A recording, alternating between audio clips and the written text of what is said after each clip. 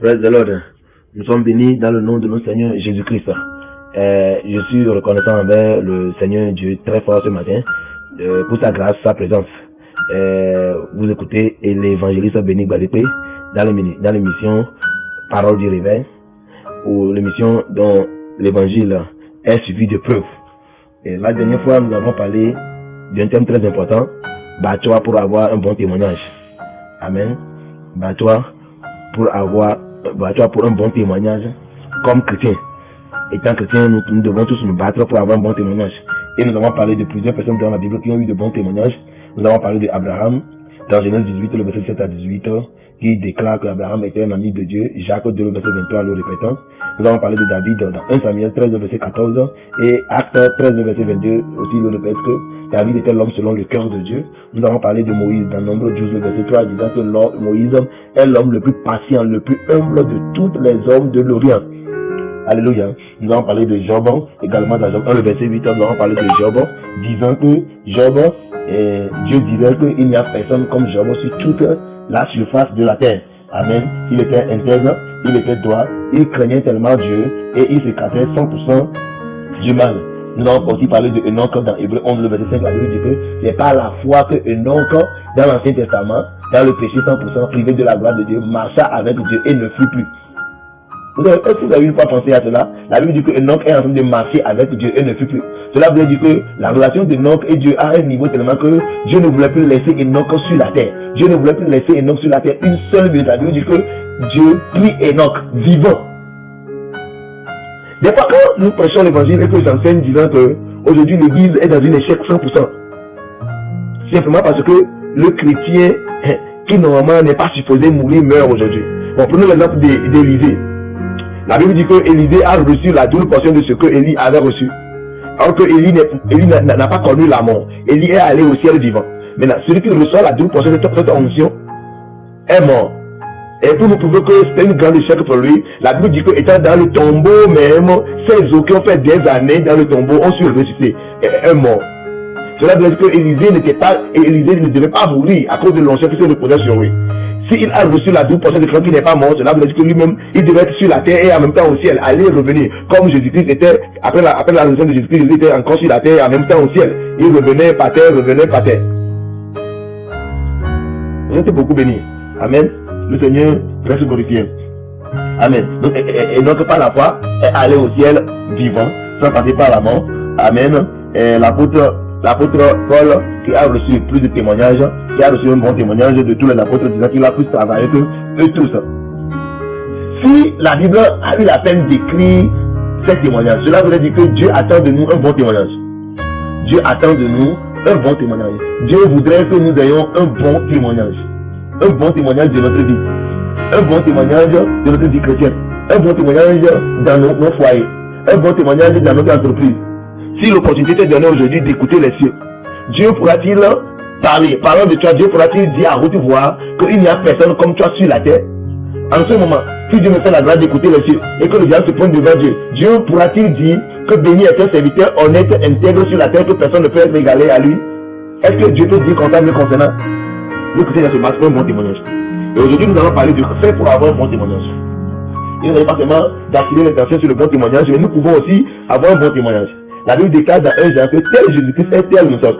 Jésus a reçu un bon témoignage de Dieu. Premièrement, Dieu l'avait dit dans Matthieu 3, il dit, celui qui est mon fils bien-aimé, en qui j'ai mis toute mon affection, toute ma confiance. Et dans Matthieu 17, la Bible dit, il est aussi encore mon fils bien-aimé, en qui j'ai mis toute ma confiance, mais cette fois-ci, il ajoute de l'écouter. Aussi longtemps que le chrétien a reçu un bon témoignage de Dieu, il ne pourra pas influencer le monde. Si tu n'as pas un bon témoignage de Dieu, tu ne pourras jamais impacter ta génération. Tu ne pourras jamais influencer ton monde si tu n'as pas un bon témoignage de Dieu. Ceux qui influencent leur monde sont ceux-là qui ont reçu un bon témoignage de Dieu. Ceux-là qui ont reçu un bon témoignage de Dieu, c'est ceux-là qui peuvent influencer leur monde. Jésus a reçu un bon témoignage de Dieu, c'est voilà pourquoi il arrive à influencer son monde. Maintenant, on ne peut jamais recevoir un bon témoignage de Dieu sans le Saint-Esprit. Donc comme nous avons appelé notre année l'année de la communion permanente et parfaite avec le Saint-Esprit, qui change de niveau. Sans que tu n'es dans la communion permanente et parfaite, tu ne pourras jamais changer de niveau. Écoutez, on ne prie pas pour changer de niveau. Si tu pries pour changer de niveau aujourd'hui, et tu changes de niveau, c'est pas parce que tu as beaucoup prié, c'est très bon. Mais de la même manière que tu as déjà allé à un autre niveau, après tu vas descendre encore de ce niveau. Mais celui qui développe une communion permanente et parfaite, et maintenant cette communion, quand il changera de niveau, il restera au niveau supérieur. Quelqu'un me reçoit ce matin? Si tu changes de niveau à travers une communion, tu resteras à ce niveau où tu es allé. Praise the Lord. Et on ne peut jamais avoir un bon témoignage sans produire du fruit. Et quand on parle de la production du fruit, on est en train de parler de deux types de fruits. Il y a les fruits internes et les fruits externes. Mais ce que Dieu voudrait, premièrement, c'est nos fruits internes. Quand nous allons dans Galates 5, verset 22, la Bible dit que les fruits de l'esprit, c'est l'amour. La Bible n'a pas dit les fruits de l'esprit. Il n'y a pas plusieurs. Le fruit de l'esprit n'a pas plusieurs fruits. Le fruit de l'esprit a seulement un seul fruit, c'est l'amour. Et dans Romains 5, verset 5, la Bible dit que c'est l'esprit de Dieu qui répand dans notre cœur l'amour. Dans la version originale, on n'a pas cité 9 fruits, on a vraiment parlé d'un seul fruit qui est l'amour, qui se manifeste de 8 manières différentes. On dit le fruit de l'esprit, c'est l'amour, entre parenthèses, la joie, la paix, la patience, la maîtrise, vérité, bonté, etc. Donc il n'y a qu'un seul fruit de l'esprit qui est l'amour. Et tu ne peux jamais changer de niveau sans produire ce fruit interne qui est l'amour. Et c'est le fruit d'esprit qui peut l'enfuir en toi. Et écoutez-moi très bien, quand on dit le fruit de l'esprit, je ne vais pas dire que c'est le fruit d'esprit, c'est le fruit de l'esprit, non. Quand le Saint-Esprit reste en communion permanente et c'est en fait avec l'esprit humain qui est un esprit renouvelé, ton esprit renouvelé reçoit du Saint-Esprit sa capacité qui est l'amour. Et commence par la manifester.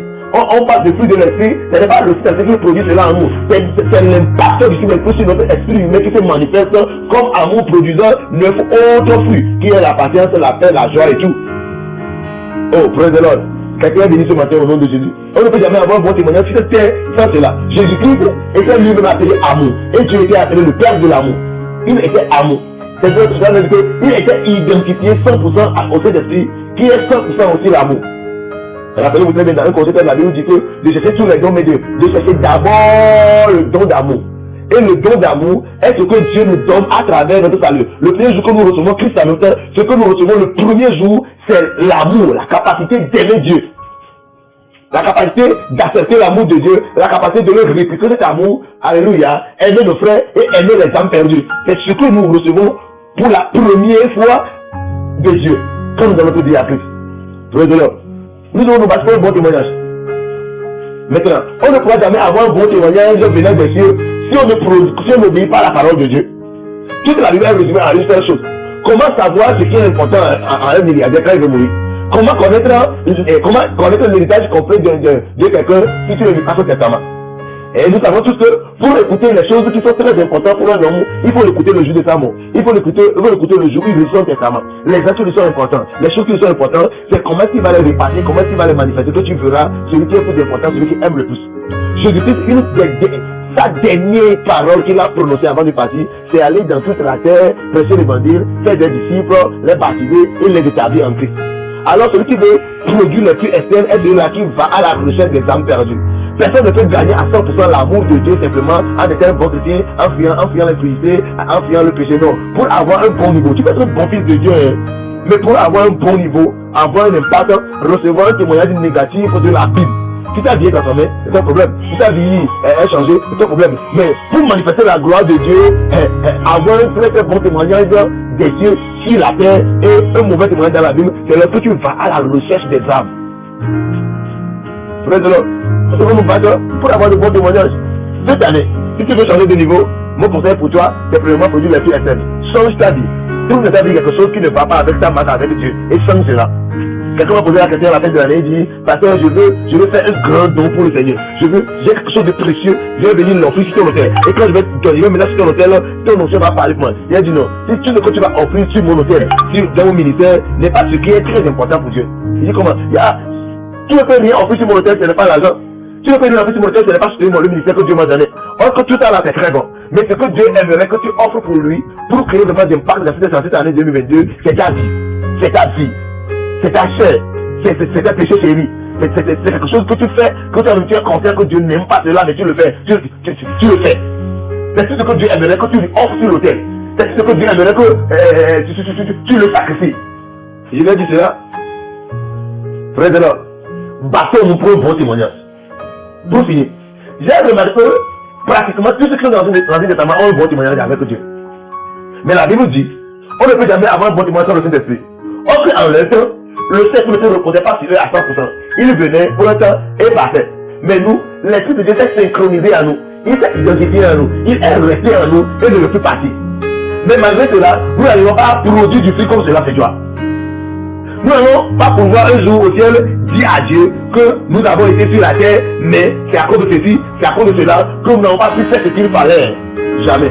Il n'y aura pas de raisonnement pour nous qui nous a empêchés de faire la volonté de Dieu. Il n'y aura même pas de raison. Il n'y aura même plus d'argument pour nous. Praise the Lord. Tu es béni.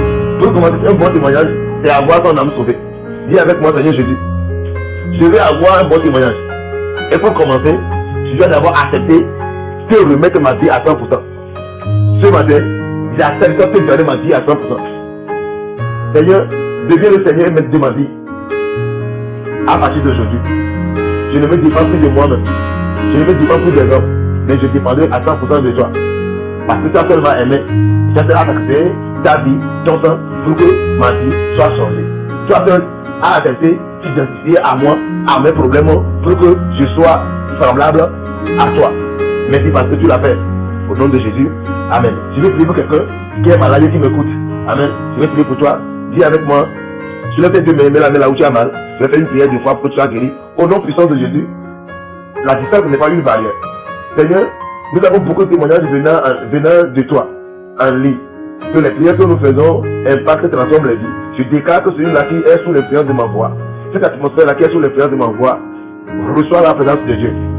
Je demande les anges de la restauration, les anges de la guérison, les anges de la bénédiction d'intervenir tout de suite là-bas. Au nom de Jésus. Et que le témoignage commence par venir. Au nom de Jésus. Lève-toi. Fais ce que tu n'arrivais pas à faire. C'est une petite prière de foi, mais qui touche vraiment et change et transforme beaucoup de vies. Tu es bien au nom de Jésus. Tu as écouté le l'évangile béni comme je l'ai dit au début. Ce ministère est ouvert à toute personne. Amen. Et nous attendons vos témoignages. Nous attendons vos apports. Vous pouvez nous contacter sur le 0228 91 33 29 99 pour vos témoignages, pour vos demandes de soutien. Nous sommes connectés à 24 heures sur 24 heures, toujours pour vous recevoir, pour vous aider. Soyez bénis au nom de Jésus. Amen et shalom.